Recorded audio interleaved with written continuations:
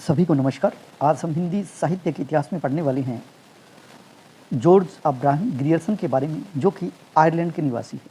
इनके द्वारा रचित हिंदी साहित्य का इतिहास जो पुस्तक है उसका नाम है the modern vernacular literature of Hindustan, यानी the modern vernacular literature of northern Hindustan, जिसका प्रकाशन हुआ 1888 में। यानी ये जो ग्रियर्सन है ये अंग्रेज़ है, इसलिए इन्होंने जो पुस्तक लिखी है उसकी भाषा भी क्या है, अंग्रेजी भाषा में। यानी यह पुस्तक मूलतः अंग्रेजी भाषा में लिखी गई है और इसमें जो कुल कवि है वो है 952। ये 952 कवि है, उसमें से 886 कवि तो वही है जो शिव सिंह सेंगर ने हिंदी साहित्य का इतिहास लिखा शिव सिंह सरोज नाम से, और उसमें सिर्फ 66 जो नए कवि है वो इन्होंने जोड़े हैं, 66 और। जॉर्ज ग्रियर्सन ने प्रथम बार हिंदी साहित्य का भाषा की दृष्टि से निर्धारण करते हुए, देखिए, संस्कृत, प्राकृत, अरबी और फारसी और मिश्रित उर्दू है उससे हिंदी को पृथक किया है। यानी हिंदी को इन सभी भाषाओं से अलग भाषा के रूप में इन्होंने इसमें वर्णन किया है। इसमें केवल जो हिंदी कवि हैं उन्हीं को इसमें स्थान दिया गया और प्रकाशन देखिए the Royal Asiatic Society of Bengal की पत्रिका है, उसके विशेषांक के रूप में ये प्रकाशित हुआ था। कौन सा? जॉर्ज अब्राहम ग्रियर्सन के द्वारा लिखा गया the modern vernacular literature of Hindustan नाम की एक जो पुस्तक है जॉर्ज ग्रियर्सन की, जो 1888 में लिखी गई। ये जो पुस्तक है इसका स्वतंत्र रूप से जो प्रकाशन हुआ था वो 1889 में हुआ था। डॉक्टर किशोरीलाल गुप्त के अनुसार सच्चे अर्थों में अगर हिंदी साहित्य का इतिहास है तो वो यही है, जॉर्ज अब्राहम ग्रियर्सन के द्वारा लिखा गया हिंदी साहित्य का इतिहास। यानी डॉक्टर किशोरीलाल गुप्त ने कहा है अगर सच्चे अर्थों में अगर हिंदी साहित्य का इतिहास माना जाएगा तो वो है the modern vernacular literature of northern Hindustan, जो कि 1888 में लिखा गया जॉर्ज अब्राहम ग्रियर्सन के द्वारा। किशोरीलाल गुप्त ने हिंदी साहित्य का प्रथम इतिहास नाम से पुस्तक लिखी थी नवंबर 1957 में। किशोरीलाल गुप्त ने यह हिंदी प्रचारक पुस्तकालय वाराणसी से यह पुस्तक जॉर्ज अब्राहम ग्रियर्सन की पुस्तक है उसी का अनुवाद था। यानी किशोरीलाल गुप्त ने जो पुस्तक लिखी हिंदी साहित्य का प्रथम इतिहास, वो इसी पुस्तक का अनुवाद था। कौन सी पुस्तक? The modern vernacular literature of Hindustan, इसी का अनुवाद था। जॉर्ज ग्रियर्सन ने प्रथम बार हिंदी साहित्य का भाषा की दृष्टि से क्षेत्र निर्धारण करते हुए इन सभी से, यानी जो प्राकृत है, अरबी है, फारसी है, इनसे अलग किया। इन्होंने हिंदी भाषा को क्या कहा? देखिए, इन्होंने हिंदी भाषा को देसी भाषा कहा हिंदी भाषा को तो, और उर्दू भाषा को ठेठ हिंदी कहा। ये दोनों कथन ग्रियर्सन के, यानी ग्रियर्सन ने हिंदी भाषा को तो देसी भाषा कहा और उर्दू भाषा को ठेठ हिंदी कहा। हिंदी साहित्य के विकास क्रम के निर्धारण में चारण काव्य, धार्मिक काव्य और प्रेम काव्य और दरबारी काव्य के रूप में उन्होंने स्वीकार किया। और इन्होंने जो प्रारंभिक सीमा है हिंदी साहित्य के इतिहास की वो 643 ईस्वी से प्रारंभ माना, यानी 643 ईस्वी तक ये पीछे लेके गई। जॉर्ज ग्रियर्सन ने जो हिंदी साहित्य का भक्ति काल है, भक्ति काल को इन्होंने नाम दिया स्वर्ण युग। यानी जो भक्ति काल है, भक्ति काल, उसको नाम दिया स्वर्ण युग कहा और धार्मिक पुनर्जागरण काल कहा। किस काल को? भक्ति काल को, जो कि 16वीं से 17वीं शताब्दी का युग भक्ति काल माना जाता है। इसी को ग्रियर्सन ने स्वर्ण युग कहा, यानी भक्ति काल को स्वर्ण युग कहा और धार्मिक पुनर्जागरण काल कहा। जॉर्ज ग्रियर्सन ने हिंदी भाषा को अंग्रेजों द्वारा आविष्कृत भाषा कहा। देखिए कि ये जो हिंदी भाषा है वो अंग्रेजों द्वारा आविष्कृत भाषा है, ऐसा कहने वाले कौन है? जॉर्ज ग्रियर्सन, क्योंकि खुद अंग्रेज थे। हिंदी साहित्य का प्रथम वैज्ञानिक इतिहास, देखिए, हिंदी साहित्य का प्रथम वैज्ञानिक इतिहास ग्रंथ है वो यही है, the modern vernacular literature of Hindustan.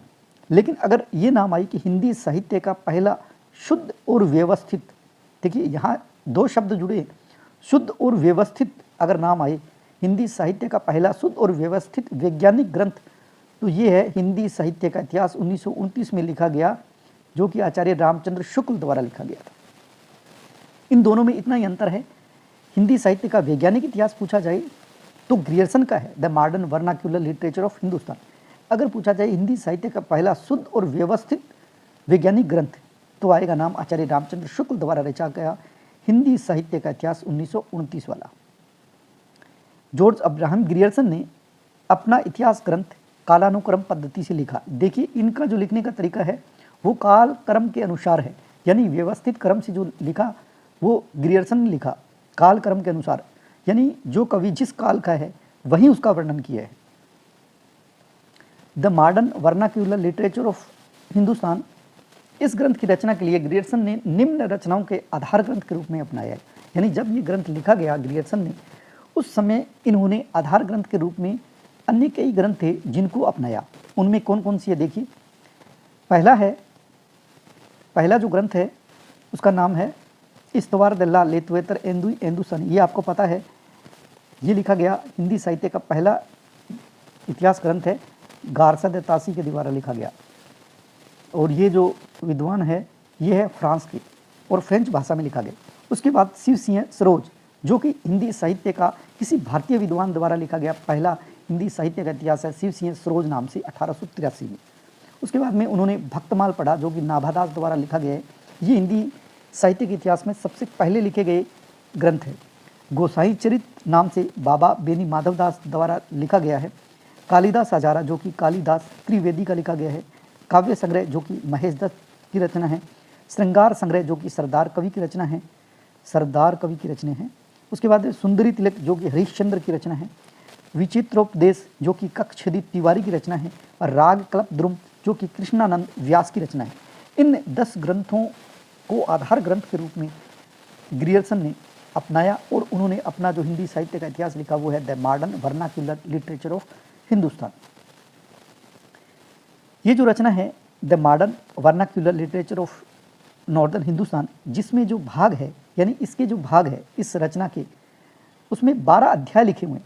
लेकिन जब भी ऑप्शन में उत्तर आते हैं तो वहाँ 11 ही लिखा आता है, तो ध्यान रखिए 11 ही लिखने हैं। वैसे 12वां विविध है, इसलिए विविध को उसमें जोड़ा नहीं गया है। ये देखिए 12वां विविध है, उसको जोड़ा नहीं जाता क्योंकि विविध में तो और बहुत सारे आ जाते हैं। तो 11 ही अध्याय, देखो ग्रियर्सन गए से 11, वैसे लिखा आ जाएगा, यहाँ 12 अध्याय लिखा जाएगा। तो देखिए वो 12 अध्याय है कौन कौन से, आपको ये भी पता होना चाहिए। उन्होंने पहला जो 12 अध्याय में विभाजित किया ये the modern vernacular literature of northern Hindustan, तो इसमें पहला है चारणकाल, दूसरा है 15वीं शताब्दी का धार्मिक पुनर्जागरण, तीसरा है जायसी की प्रेम कथा, चौथा है ब्रज का कृष्ण संप्रदाय, और 5वां है मुगल दरबार, छठा है तुलसीदास, और 7वां है रीति काव्य, 8वां है तुलसीदास के अन्य प्रवर्ती काव्य, और 9वां है महारानी विक्टोरिया के शासन में हिंदुस्तान।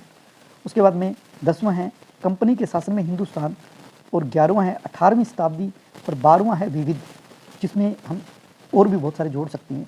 तो अध्याय वैसे 11 ही माने जाएंगे, और विविध का भी ध्यान रखिए 12वां है विविध। आचार्य रामचंद्र शुक्ल ने ग्रियर्सन के इस ग्रंथ को बड़ा भारी यानी बड़ा इतिवृत्त संग्रह कहा है, क्योंकि इसमें बहुत सारे कवि हैं, उन्होंने इसमें बड़े लेवल से लिखा है। तो आचार्य रामचंद्र शुक्ल ने ग्रियर्सन के इस इतिहास ग्रंथ को बड़ा इतिवृत्त संग्रह कहा है। और ग्रियर्सन ने तुलसीदास पर 12 निबंध भी लिखे हैं। ग्रियर्सन ने तुलसीदास को बुद्ध के बाद सबसे बड़ा लोकनायक भी कहा, यानी ग्रियर्सन ने तुलसीदास पर 12 निबंध लिखे और ग्रियर्सन ने तुलसीदास को बुद्ध के बाद सबसे बड़ा लोकनायक भी कहा।